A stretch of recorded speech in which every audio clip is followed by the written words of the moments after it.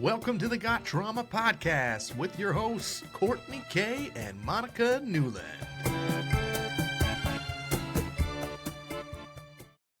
Hello, hello. Good morning. Morning. We obviously had tech difficulties. Wait a minute, it's not morning. Oh, it feels like morning. It's I don't sleep anymore, so I just assume that it's always like all either the hours the middle bleed of the into night each other. or yeah, basically. My kid slept in the bed like all night long. I let him fall asleep in my bed, and then we carry him upstairs, and then within like 2 hours, he's back in our room. Yeah. It's like, oh, and he's been just acting up like crazy. Like, I don't know if school's just caught up with him, but Probably. he has been a good time. Not fun. All right. So next up on the list was trauma bonding. So Right. that's what we were looking at having a discussion about today. Yes, that's right.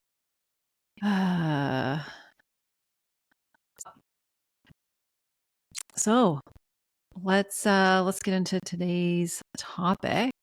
We plan to talk about trauma bonding and how that has been for us and how we have managed to navigate that whole sort of scenario. I will first say off like that I didn't realize that I had any sort of trauma bond until I started to like do a deep dive into my healing and what well like even back it up. I didn't even know I had trauma really.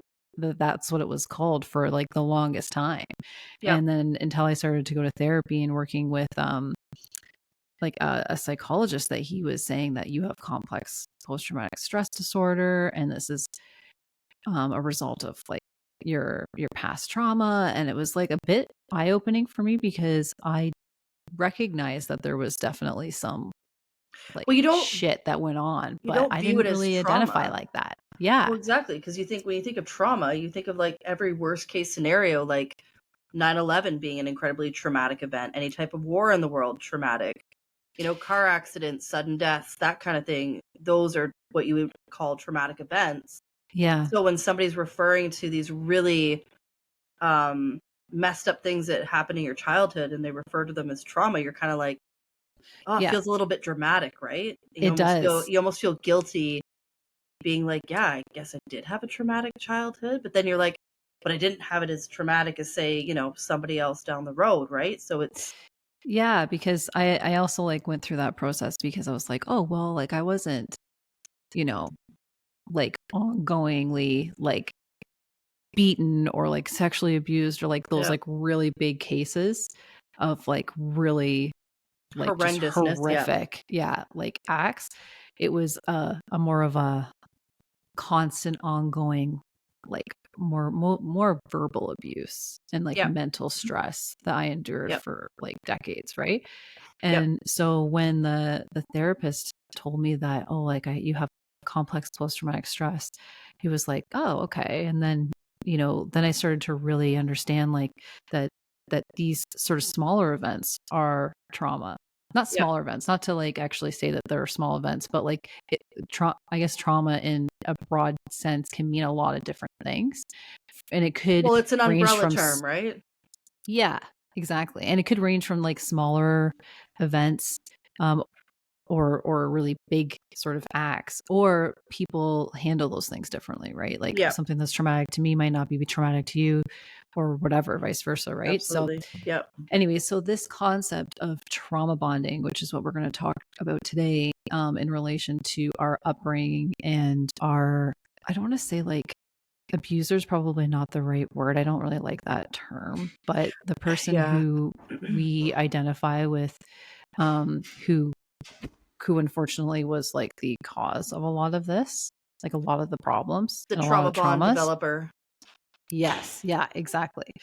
And like, just for everybody's knowledge, trauma bonding can be with anybody. Like I'm just looking at it like from a bit of a like definition standpoint. Yep. That it can be with anybody who you meet. It could be a colleague, it could be a parent, it could be a child, like one of your own kids. It could be a friend, of course. And then the trauma bonding can be with like a parent and that sort of thing. So like there's not really like a specific type of person that you end up having this trauma bond with. And then like a little bit of like the nitty gritty behind it is it generally has certain characteristics to it, which is you tend to have sympathy towards that abuser. You look past like any of the red flags or their bad behaviors, and you kind of diminish yourself. Well, when you're dealing with that person. Yeah. Wouldn't you essentially just refer to it? It's almost like Stockholm syndrome, right? Yeah. Yeah, that's a good analogy. I would say that's a good analogy for sure. That whole concept of being convinced that even though you know your environment is dangerous, and danger ranging from emotional to possibly physical to mental, just constantly being in an over heightened state of awareness to keep yourself safe from the person that's supposed to, be protecting you, but they're not. And they bring about which is in our case. Yes. And they bring about all this chaos and, like, I don't want to say drama, but chaos and oh no, it's dramatic. Disarray. And you're like, I know that this isn't good for me. My body is telling me that this isn't good for me, but I love you and you say you love me. So, this must just be part of course, right? Like, yeah. And it's difficult because we're going to talk about a parent and how we had a trauma bond with a parent. But like I said earlier, it could be with a lot of different types of individuals that you come across, because it's really all about having a certain, like a heightened attachment to that abuser and not being able to like you end up not having like the greatest perspective on the situation that's actually present. Yeah. So I don't know if you want to start us off with. So I've had different experiences with trauma bonding. My mom was a big trauma bond for me, and I again didn't know that until like 4 or 5 years ago, when I just like I honestly didn't even realize that like narcissism was an actual thing. I thought that people just made it up. This is like how uneducated to this whole side of life I was. I really thought that the way my mom behaved and the things that she did were just, this is just what moms do, and like example, I'm trying to think of like a good example to sort of lead with when it comes to being trauma bonded to somebody. Like I would say, for instance, just my mom always putting a lot of pressure on me to be loyal to her, in the sense when things would happen like between her and my dad, it would always be like, you need to pick my side, and it was like if I didn't, then there would be, I would reap the the consequences of that by either she didn't speak to me or she was mean, that kind of stuff. Just always putting me in this place that I should never have been put in. Like, I'm not your mom. You're making me the adult here, and I don't want to be. Yeah. So I guess like that would be how I would describe the trauma bond between my mom and I, is that I was always made to be the adult child. Yeah. And she was, I was just there to basically ease any sort of, discomfort that she was feeling. And it would be put on to me. So, I would take a lot of things, like, for instance, if she was like, I really need your help today, but I already have plans. And if I was like, well, no, I have plans, it would be like, well, you're never there when I need you. You always come to me when you want money or you want this or you want that, but you're never there when I need you, and then hang up the phone on me. Yeah. And I'd be like, well, wait a second. Like, I can't help that you're asking me 5 minutes before you want to go do this particular thing, and I already have plans. Yeah. Like, if you'd asked me 3 days ago, and we could have arranged it, it would be different. But for me, the trauma bond being that I take in that guilt And I'm like, oh, fuck, I'm a really bad person. Like, what? I am a shitty daughter. You're right. And I'm so sorry. And almost to the point where it's ruining that time that I, have made for myself to have these plans because I'm not accommodating her needs right at that moment. Yeah. And that was quite, frequent with things. And a lot of the time too, it was like, oh, we go out grocery shopping. She'd be like, oh no, I'll get your groceries, that kind of stuff. Like, oh no, let me get this for you. But it was always something that led to having like some sort of leverage, repayment right? later, or There was always it always came at a price. And that, took me a really long time to sort of break out of, because there were times where I needed that assistance. Absolutely. But I'm putting myself in this place of absolute, dis-ease in myself because I know that it's not a good place for me to be. Yeah. But it's like, I really need this. She knows I really need this. And it's, I look at my children and I think, I was like, oh my God, how the fuck? How do you possibly put your kids in that position? Yeah. I couldn't even imagine. I couldn't even imagine. And that started from a pretty early age too, right? I would say it started probably when I was old enough to kind of grasp the concept. Like, my mom always told me from the time I was probably 7 or 8, if I did something, like if I maybe left a dish or didn't clean up a mess, or maybe if my room was messy, it was always like, you're so thoughtless. You're such a thoughtless human. Like, always on that tangent about being thoughtless. And as a kid, I'm thinking thoughtless being like, I'm just dumb and I don't have thoughts and I just, I'm just a stupid person. Not realizing until I got older that what she was saying by making those comments is that I wasn't caring about her needs and her feelings in that moment. Meanwhile, I'm just understanding what these things are for myself. So, like, how the fuck am I supposed to know that? Oh, yeah, exactly. Sorry. I saw him coming in the door. I didn't until I felt the breeze behind me. Yeah, I mean, you definitely recognize those things later on at least like for myself, like when we had kids, like I definitely recognized like some of those things that were said, I could never say to my kids because I'm like, why? Like they should never be put in that position where they even have to think about like that sort of stuff. I mean, my kids are very young. I mean, of course, like there's accountability and things like that you have to teach your kids when they get older and everything, of course, right? But when you're young and you are reliant, and I think like having a trauma bond with a parent is particularly difficult. And I mean, I'm not trying to diminish any of the other ones, but would you establish a bond with a parent from an early, like obviously from birth. So, He's just going to get his gun for hunting and he's trying to run away. Whatever. This is real life. So, I mean, this real life, right?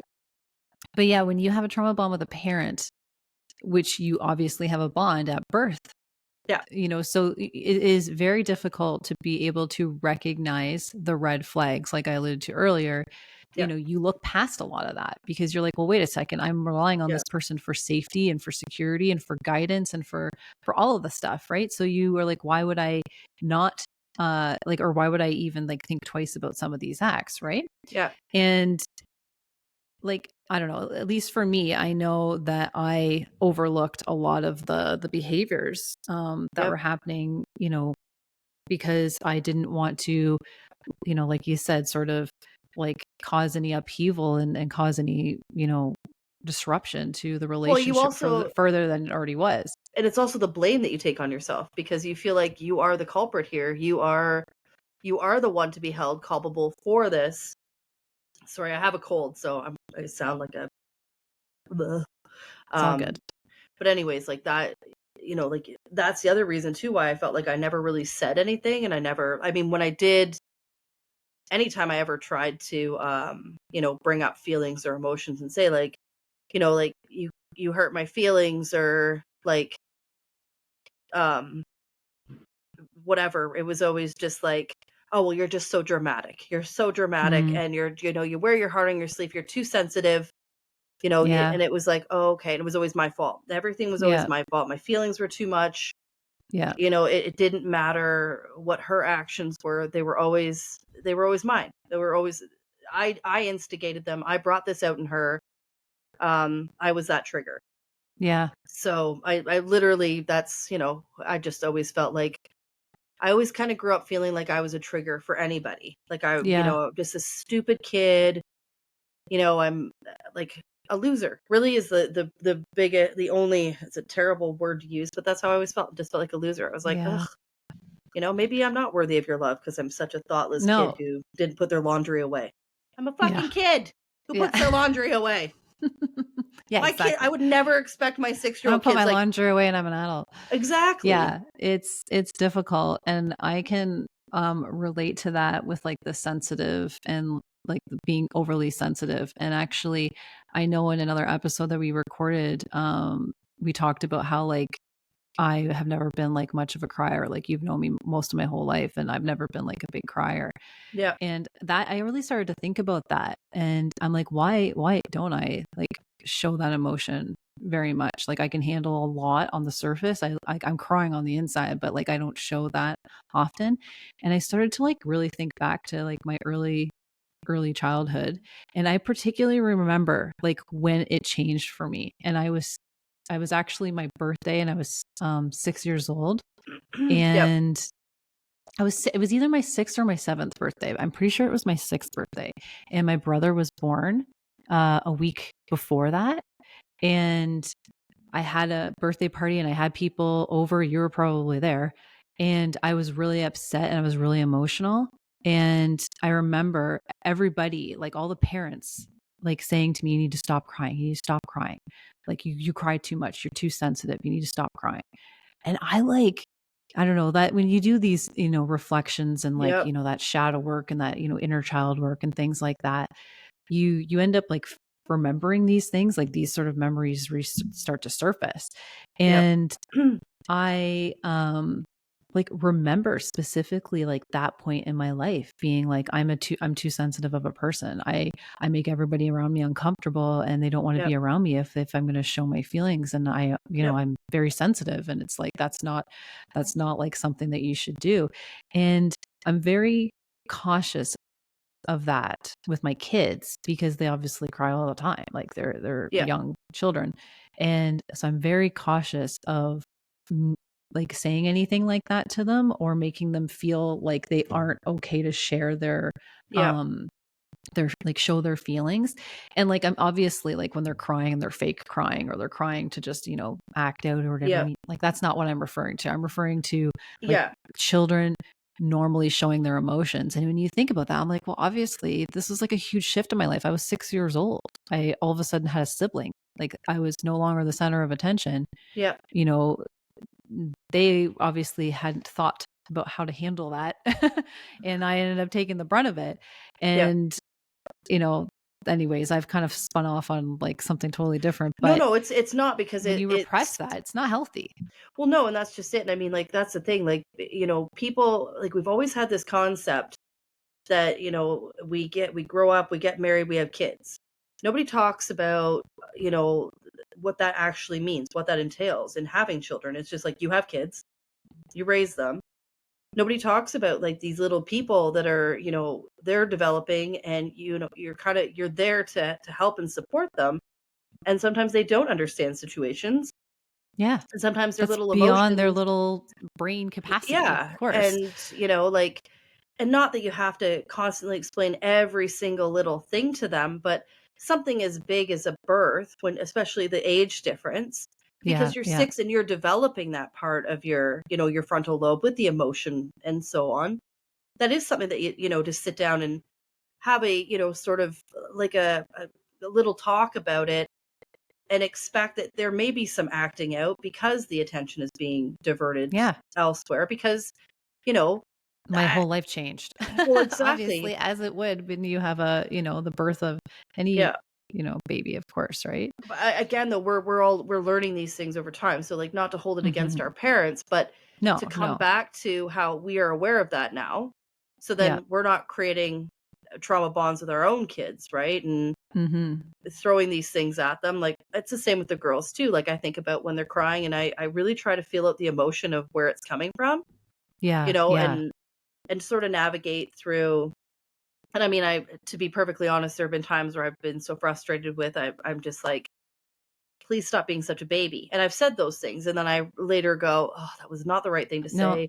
I have go said back, and things then like, you need to stop crying. You're not crying for any good reason. Like I've said those kind of things too. And then I'm like, oh, it's like, I end up realizing like, it's such a, like, obviously he's crying for a reason. It's not like, I have 2 boys. So I'm saying he's crying because he feels he needs to. And it's not my place to say, you need to stop feeling your feelings, right? But when you as later on in life, when you are dealing with like going back to the trauma bonding, when you're dealing with somebody who you spent years being manipulated by, and you end up having this trauma bond with them, you end up feeling loyal to them. Like you want to be loyal to them. Obviously, in our situations, this is a parent. We want to be loyal to them. You don't want to have to, not be able to express yourself or be able to talk to them. And unfortunately, these people, have not been easy to approach. And then this is where we end up repressing those emotions over years and years and years of it. And I mean, I can only speak for myself. I don't know what it's like to not have done that. But I mean, I recognize that, people sharing their feelings, later on in life is difficult for most people. In our situation, we're talking about a trauma bond with a mother, and how not being able to feel the security of being able to have a safe space to talk to them was particularly difficult. Yeah. And the confliction too. The confliction of 1 minute, loving this person so much that you don't think you could love another person as much as you love them. And then in the same breath, absolutely loathing their fucking existence. Yeah. And being like, maybe tonight you'll drown in the bathtub. Maybe that will happen for me. Like you have these scary thoughts. Yeah, absolutely. And that was I can remember my mom, when she would get really intoxicated, she would fall asleep in the bathtub. And I was a lot older at the time. So I was probably so I was coming into, being a teenager. So I'm a hormonal fucking nightmare to begin with. And she'd fall asleep in the bathtub all the time. And I would leave her there. Yeah. If I got up to go pee in the night, I'd leave her there. Yeah. And it's awful. Well, what are you going to do? But you're like, well, yeah, I'm just, but that was that part of me at that age where, that realization started to come in, right? It's this is so toxic. I should be able to wake up at 2 a.m. and go pee, and you're not sleeping in the bathtub. Yeah. Full of water, and I'd walk away and leave her. And then I'd go lay in bed, and I'd lay there, and I'd try to fall back to sleep. And of course that, that guilt comes up, and then I'd be like, fuck. So I'd go and get my dad up, and I'd be like, she's asleep in the bathtub. Yeah. Yeah. I'm not getting her up. You have to deal with that, and then he's like, oh, for fuck's sakes. And goes in and pulls her out. And then but then she's probably pissed, right? Well, I imagine she probably woke up when you try to mention it the next day, you're like, oh, you fell asleep in the bathtub last night, and be like, well, I'm tired. What do you expect? I'm running around. I'm doing all this. I work. And it's like, okay, all right. I'm just saying, you could have drowned. You fell asleep in the bathtub. Yeah. I don't know. Yeah. It was, that's something that's ingrained in you. Don't fall asleep in the bathtub. And there you are sleeping in the fucking bathtub. Yeah. Yeah. Absolutely shit-faced. It's often a confliction of that, kind of like what you said. It's almost like a love-hate, because you're like, I love you, but I hate the way you act. Right. Yeah. And it's it's so conflicting, and it's so difficult to process, especially when you're younger. Yeah. Now it's a little easier to process because we're doing the work. Right. But yeah, I mean, that's a terrible situation to be in. Well, it's the duality, right? Because there's 2 people. There's the person that started. So there's, who she was prior to my birth. Then she became mom. So there's the duality of the 2 people. And unfortunately, I got the first person more than I got mom. And the first person being the one who, was very unhealthy, unhinged, and didn't have the ability to be able to see their own, to fix their own stuff, And again, I don't hold that in contempt by any means, because it is not an easy journey to look at yourself and go, wow, I really fucked up here. Mm-hmm. And, you know, like, where do I go to fix this? If it's even salvageable, what are the steps that I take? And I feel like, you know, that's when a narcissist is born. And it just becomes about them, and that is their protection, that is their safety. If I just become completely unaccountable, then I can't be hurt. I can't be touched. Yeah. You know, and Oh, yeah, sorry exactly. that this is sorry, there is actually no apology to the people that they are affecting, but No. it's just kind of like, well, you're wrong and I'm right. Another example of like trauma, this just popped in my head. When I was a lot smaller, like I would say probably 5 or 6, my mom would crawl into bed with me, and I would wake up in the middle of the night and I'd be soaking wet, and I'd be like, oh, and I'd realize like she had peed on me.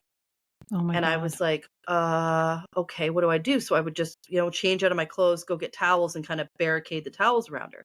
Now this happened several times in my life. And then the first time that I confronted it and I said like, you know, like you peed the bed last night, and just this absolute like fucking fit.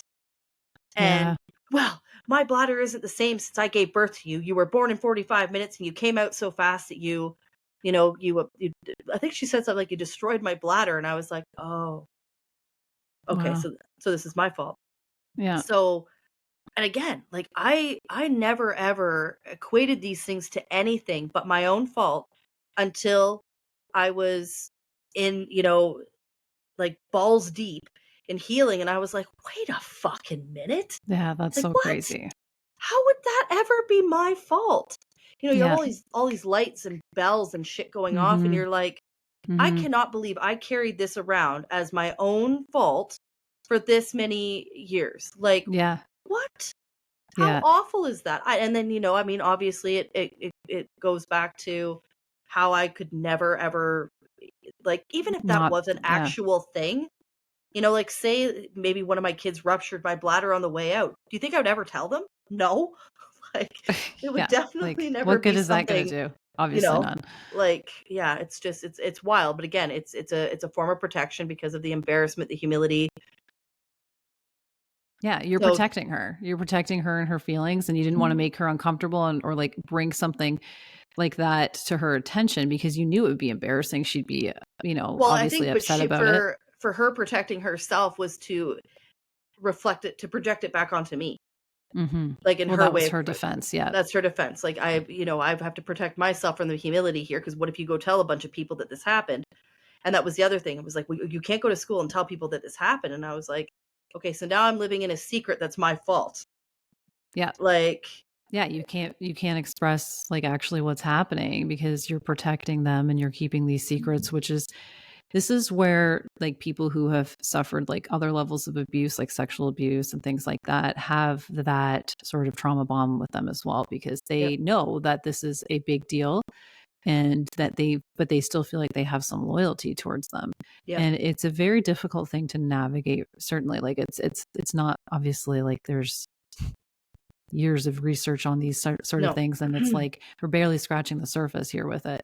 But yeah, that, you know, covering up of their mistakes and taking on like a blame, like in your situation, you're taking on the blame for her, like what she's done, which is crazy, you know, like that's really, well, and it's just, it's because unfortunate. she's, you know, gotten to the point of absolute intoxication that she's, you know, like borderlining organ failure.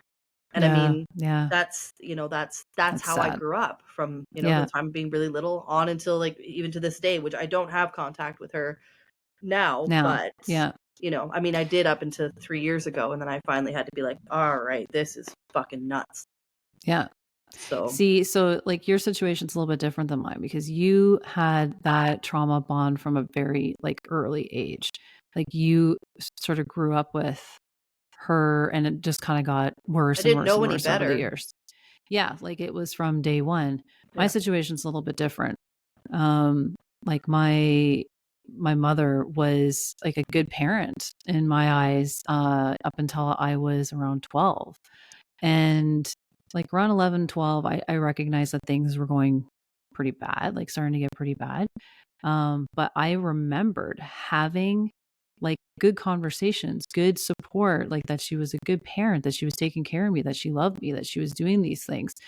And then all of a sudden, one day, my life was just completely uprooted. And like, in regard to the trauma bond, like the way it happened for me was my mother decided that she was going to, I don't know if how much truth there is to any of it. I've never really found out. I've never really wanted to find out. But all of a sudden, I came home from school. My father came home from work and the police were there and they handcuffed my dad and they escorted him off our property and removed him from our home. And the story behind it was that she could no longer handle the abuse.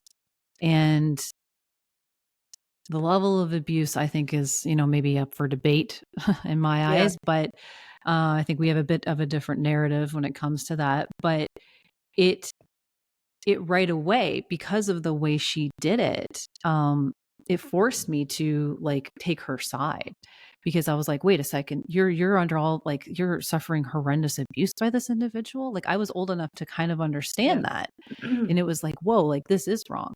And even to the point where a few days later, I had to testify. I had to do an on oath, like go in and be interviewed in regards to like my father's abuse. And she fed me with all of this information of like what that abuse looked like for her and what I needed to say, and on and on and on and on and on. Yep. And like that is when that trauma bond started for me, because also a few days after she removed my father, she moved in a drug dealer. And like I knew they were doing drugs. Like I was old enough to like know that they were like smoking weed and doing whatever downstairs while I was sitting up in my room. And that happened, and it was like, okay, wait a second. So like you've been at the hand of all this abuse. Okay, you remove him, and then you like move in some other guy, and now he's like sleeping in the bedroom, and like all this stuff started happening. I wasn't allowed to like share those feelings with anybody. I remember having my grandmother and my aunt to my house after all of this went down. Like my mom had called them to our house and be like, this is this big traumatic event that just happened and yada yada, which it was. But she wanted support from our family. And I remember saying to them, like, I was pretty like savvy even at that age. Like now that I look back on it, I'm like, good for you for fucking saying something, because I said to them, like, wait a second, but like, who is this person downstairs? Like, who is this person that who is with my mother? Like, he's been sleeping here all week. You know what I'm saying? And they're like, no, like that's not what's happening. No. Like, you don't understand what's going on. You're just a child, blah, blah, blah. Mm-hmm. I understand, like wasn't that they were trying to diminish my feelings about it, but like it was where all these like lies and manipulation started happening. And I knew like, nothing different. Like leading into that, like I said, I knew that things were starting to go kind of bad. Like she was drinking. She had like a bout with cancer. So like there was a lot of, unfortunate circumstances that happened around that. And then she just like moves this guy in. It's like, okay, well, like I understand that you're dealing with some hard shit, but like what is going on here? Like what is happening in our lives? So drastic. And that continued for decades, literally, for me. Like it continued on with this, like, you don't understand what it's actually been like. And, I was never really put to blame. Like it's different between the two of us, like where you were like at the hand of like the blame, like you were the blame. You were like kind of often referred to as the reason why she felt and she did the things that she did. I was the scapegoat. I wasn't sort of like I didn't actually have that. I just ended up being sort of along for the ride and was told that I needed to be loyal. And I wasn't, everything else was to blame. Like, all her actions, it was like, it didn't matter what it was. It's like, definition of a fucking narcissism, if I've ever seen one. Mm-hmm. It's like, well, I'm the blame for this, and your brother's the blame for that, and your father's the blame for this. And I don't, I can't work because of this. And I had cancer, and it's like goes on and on and on and on and on and on and on.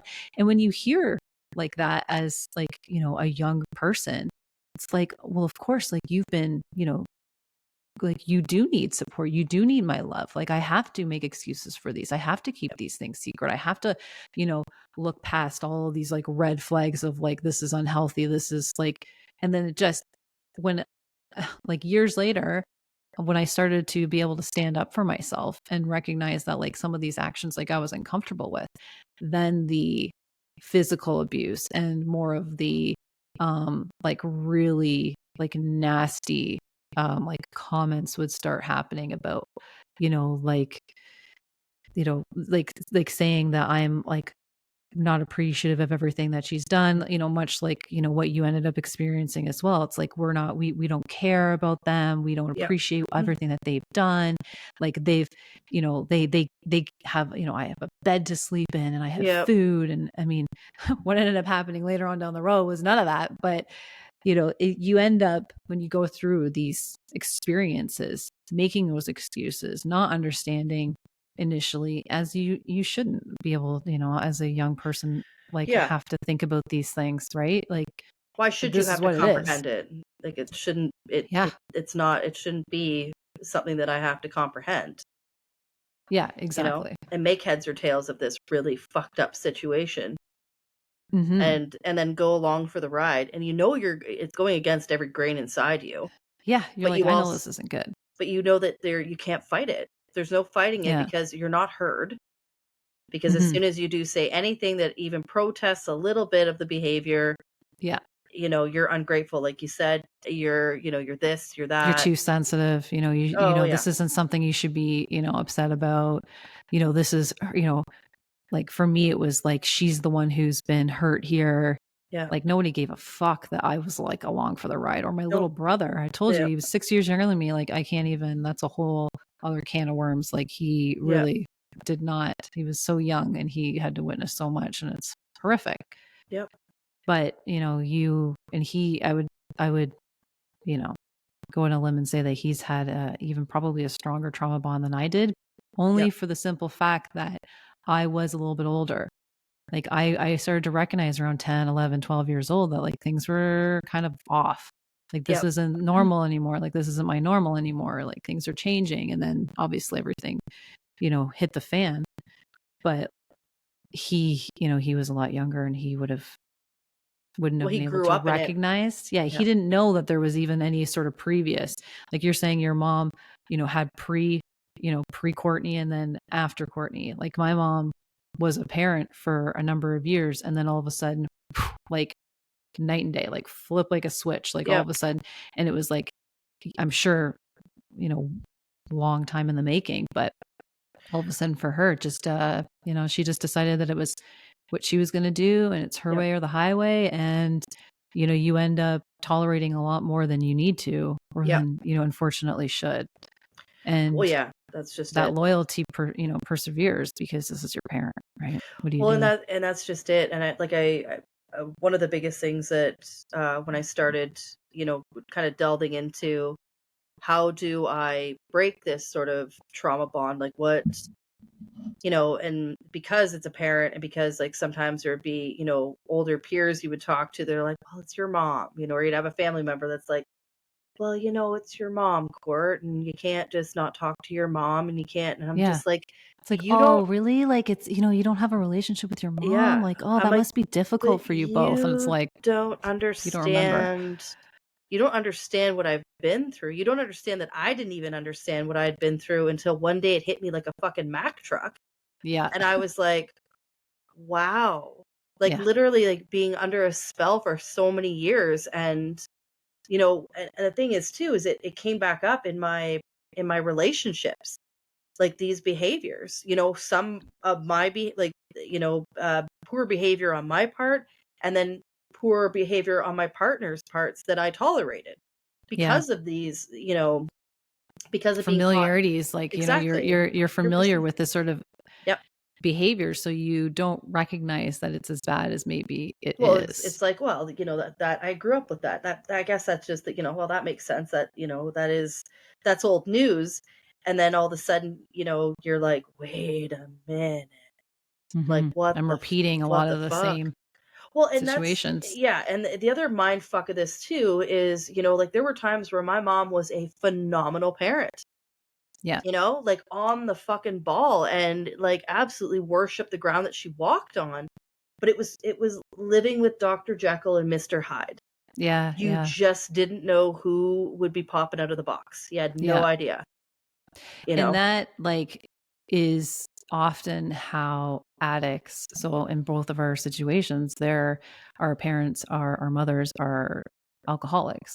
And that's very familiar or very typical, sorry, I should say, for somebody who is in addiction, because they wake up, there's functional alcoholics and things like that. These terms exist for a reason, because in one day they could be great and happy and warm and welcoming, and this is where that manipulation starts to happen, because you're like, oh, okay, so maybe she is getting better, or oh, okay, maybe it isn't as bad as I thought, and then you start to make these excuses.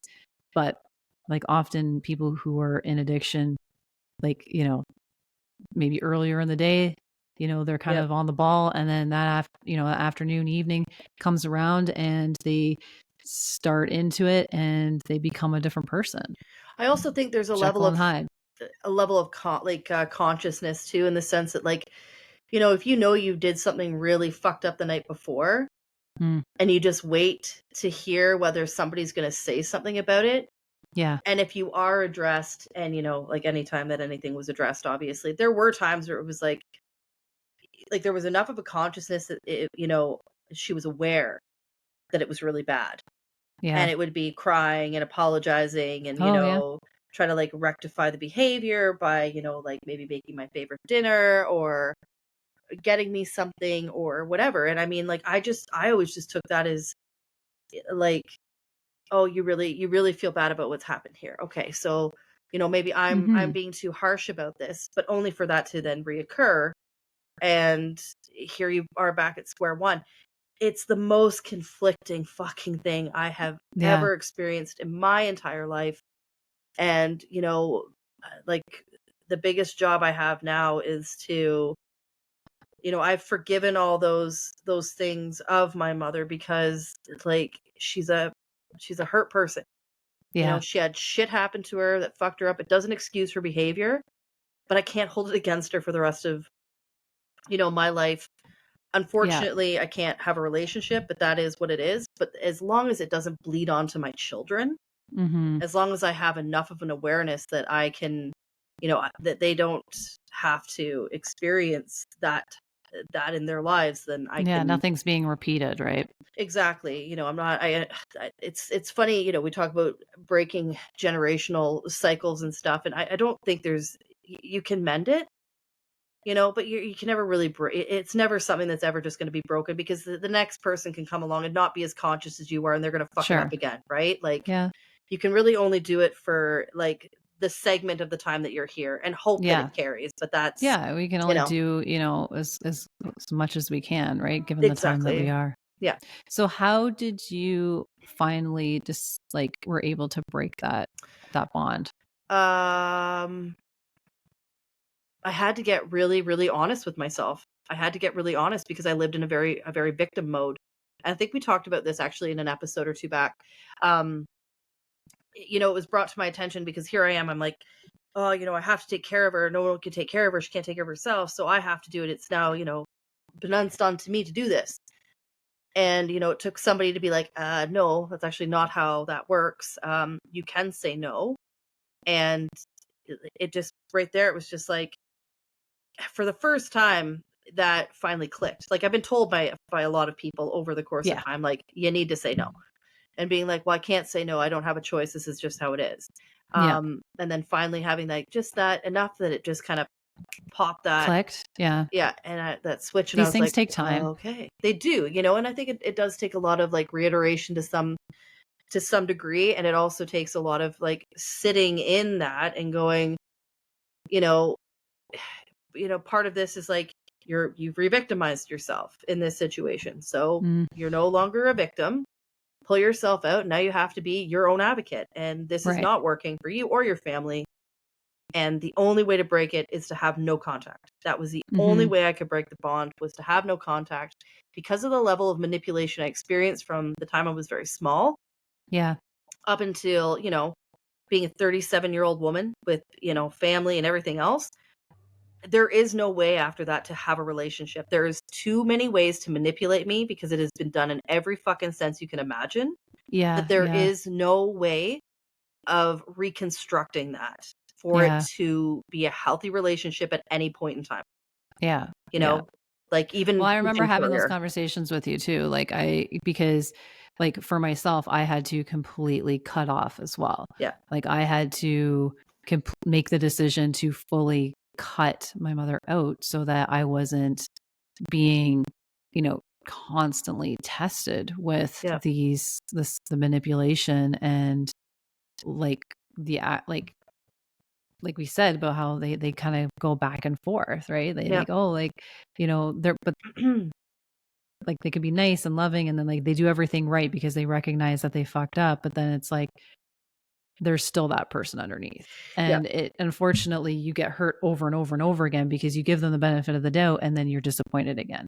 And for me, it wasn't like I had tried over and over and over again removing myself, because I had started to recognize, okay, like I need to like really give space to myself. I need to like I moved out of my home when I was 17 years old, and I knew that like this is going bad. But I moved back over and over and over again and resubjected myself, and then was brought in by that, you know, the tactics of her narcissism, her addiction, and my loyalty to her to you know, believe that, well, this is my parent. How can my parent be the one who's doing all of this? Like, surely, like, this isn't the way, like, this isn't as bad as I think. Like, surely, like, they don't really want our relationship to be like the way it is.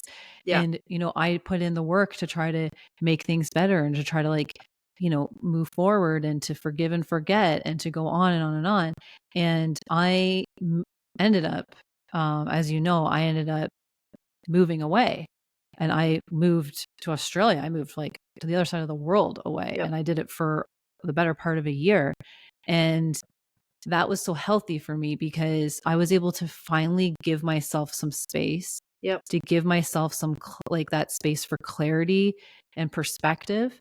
And also, I ended up meeting my husband when we were overseas, and he came from a much different background. And he was able to, as he got to know me, able to point out like, hey, like, no, those things aren't right. Like, hey, you know, and like you said, people have to tell you, like, you know, a lot of times you don't know until someone points it out. Like, that's actually not cool. Like, you know, you like, also don't want to, this is as fucked up as you think. Yeah, it is. You also don't want to hear it either, because like there's big deep parts of you that already knew that.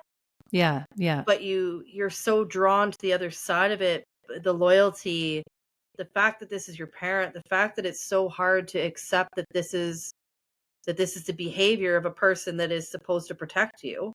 Yeah. You know, it's a tug of war. It's an emotional tug of war. It is.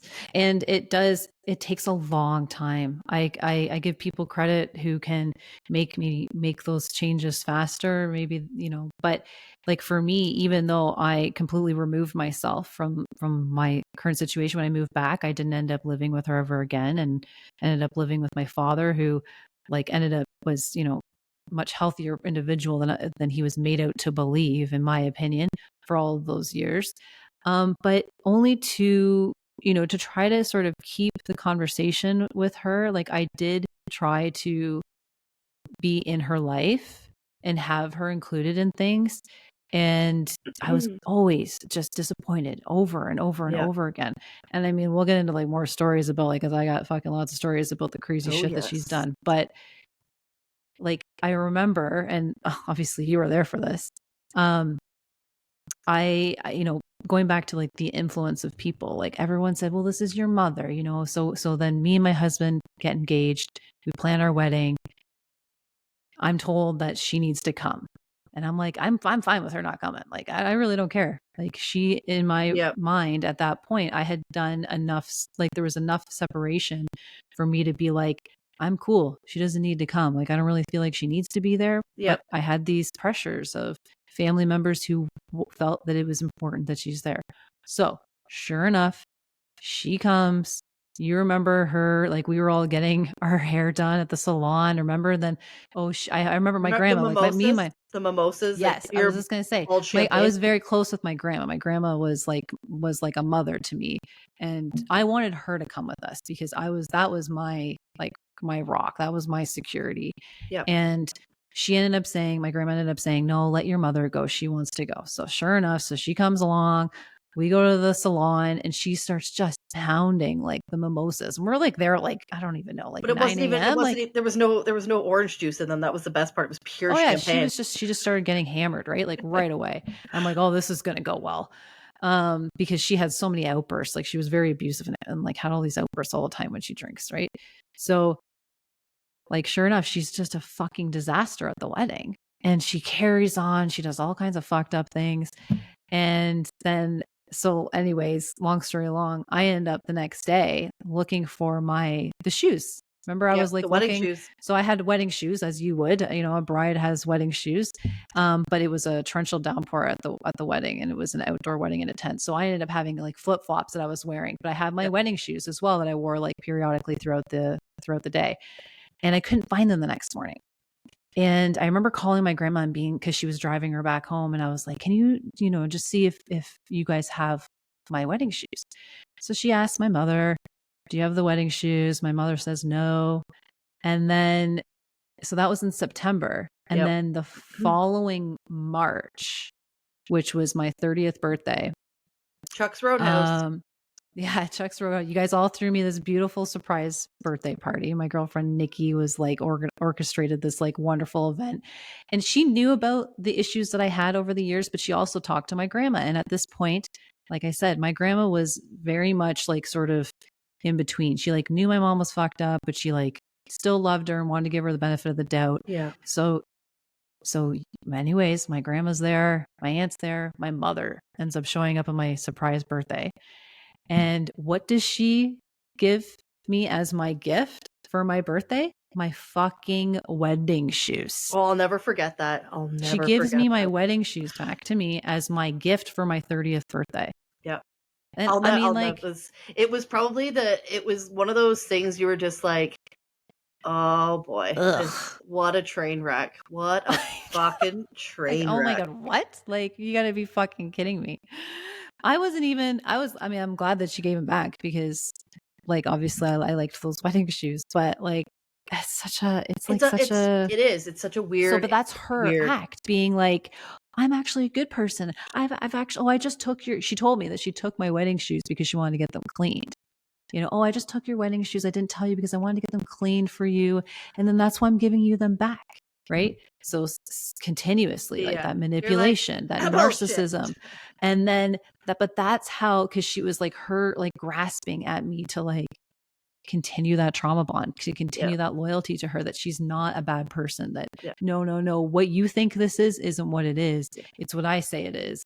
And I'm going like, get the fuck out of here. Like, exactly. Thankfully by that point in my life, like that was actually the last time I've really ever seen her or spoken to her, for the most part, other than a couple of things later on in life. But like, God, like it took, that was years. Like I told you, this thing's, 12 years old and that was 30.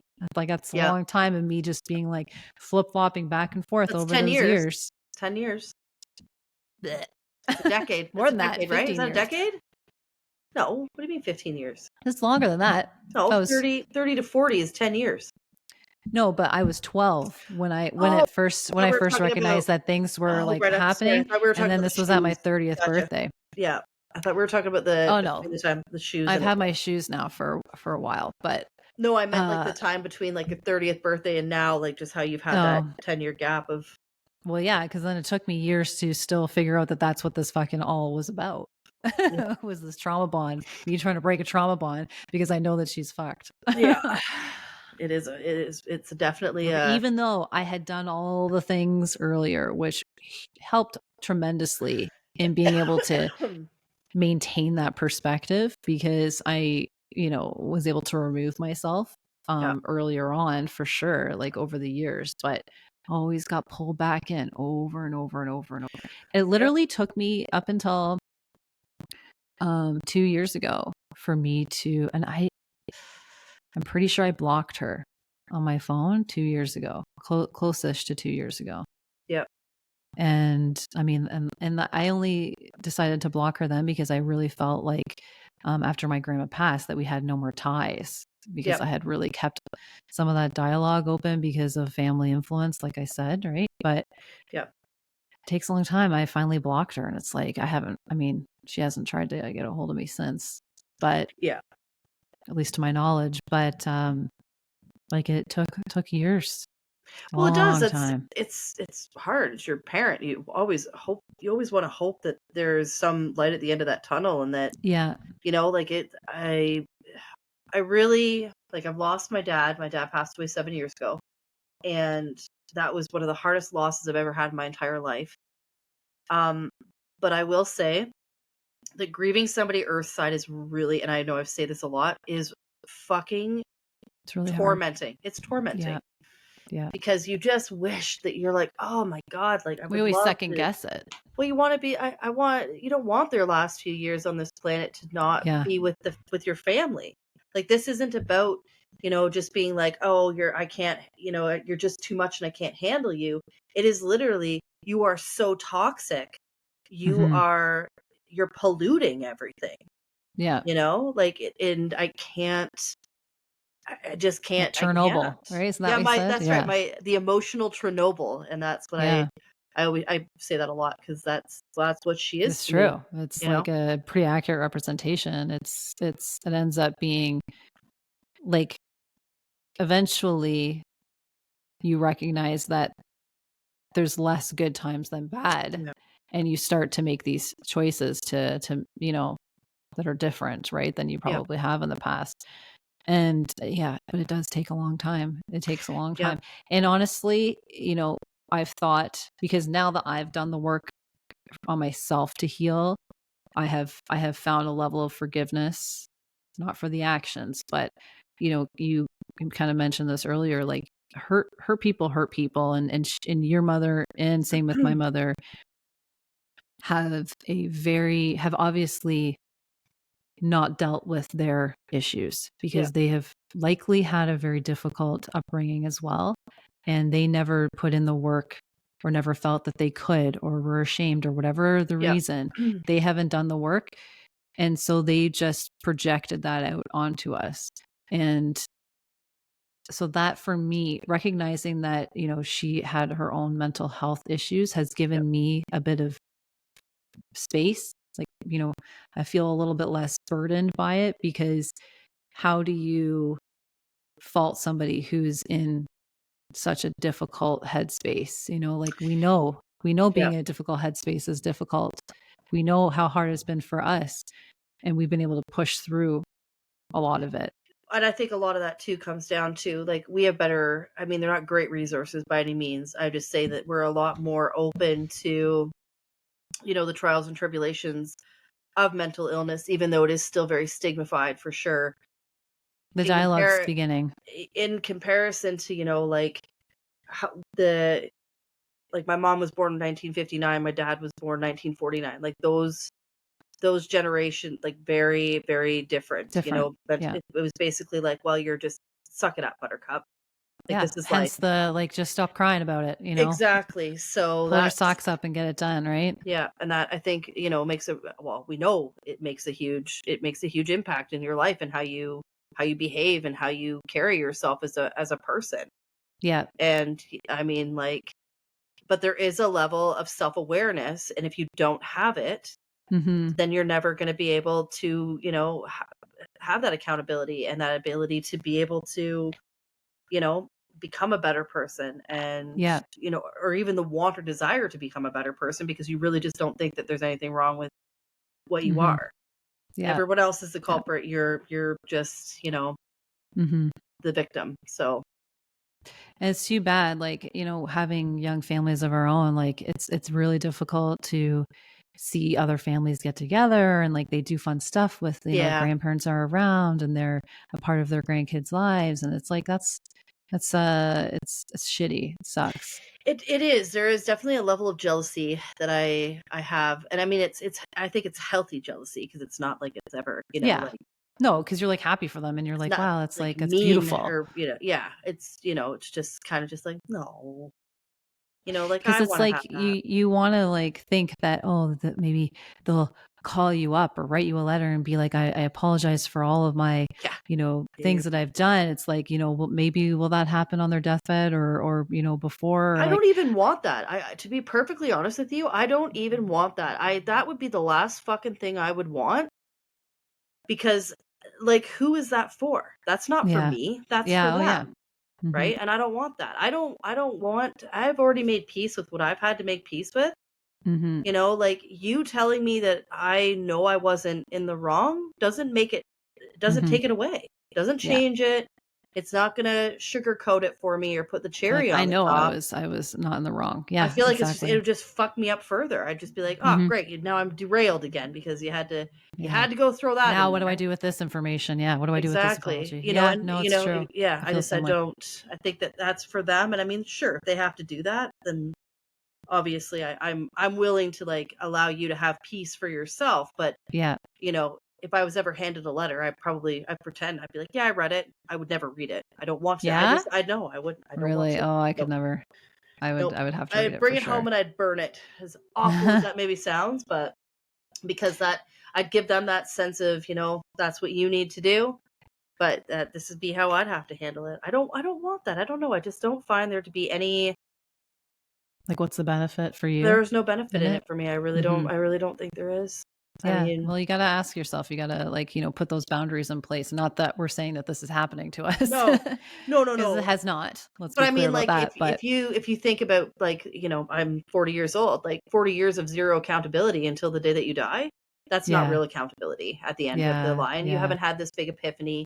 And I mean, like, even if you have, it's unfortunately too late for me. Maybe that sounds bitter, but that's true. Like, I just think that it would derail my healing process a little bit more, because then I'm like, oh, maybe I was wrong. I just feel like it would inflame old narratives. Oh gosh, yeah. Right. So, and I just would reopen those wounds, 100%. Like, and these things, like we said, like has taken a long time. Like we're talking decades of abuse, and so like when you think about that sort of recovery from that sort of thing, this isn't like something that's going to happen in a few days, a few hours, a few months, a few years. Like this would take a long time, lifelong, a lot of effort, a lot of a lot of time to try to erase, which will never happen. No, it unfortunately won't ever happen, in my opinion. But no, I don't. I don't wish. I hopefully, even though we have no contact with them anymore, I'm not really sure even like where they're at. You know what I mean? Yeah. But I don't hope anything bad has happened. Absolutely not. But yeah, as far as like trying to entertain some sort of relationship at this point, like it's just not possible. No. Yeah. Absolutely. That bond's been broken. It has, and that is, it's a hard pill to swallow. It is a hard pill to swallow. It's sad, it's a grievance. You go through a grievance period. Like I said a few minutes ago, the whole grieving somebody earthside. It's really fucking hard. Yeah.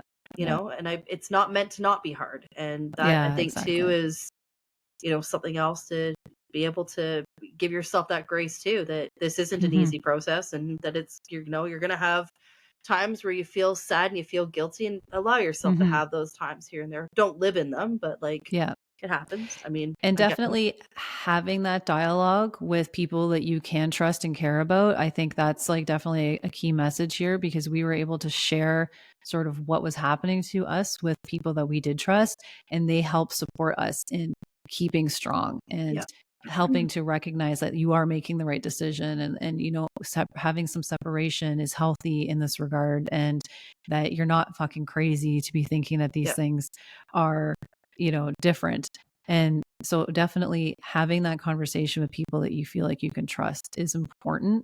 And doing that, like having that reflection and giving yourself space and resources to be able to understand what some of these things are, like understanding that that is a trauma bond. What you're experiencing is a trauma bond, and that's something that is difficult and is going to need work to break. And a lot of acceptance and a lot of self-love.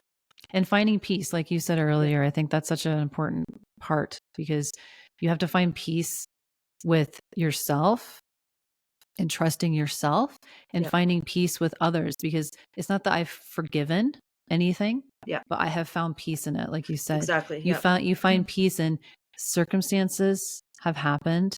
Like life is a journey, like, they're on their journey, we're on our journey.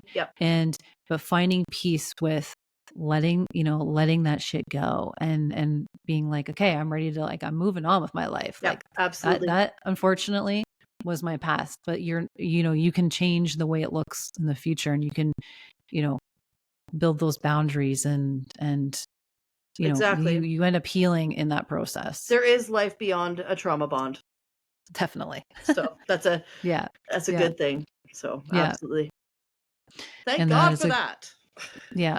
That's probably a good way to end this episode. Yes. We can put some I'll put in the show notes like some of the things that I was referring to as far as like what some of those definitions are and symptoms. If you think maybe you have a trauma bond with somebody and you're trying to figure out what this is, you can put some resources in the show notes to reflect upon. Absolutely. Yeah. All well, right. This was good. I feel lighter talking about this too. I do too. That's the thing. I feel like this we was really got into it today. We did. This was a good flowy one. I liked it. Thanks for tuning in. Be sure to hit those subscribe and share buttons. We'll see you at the next one.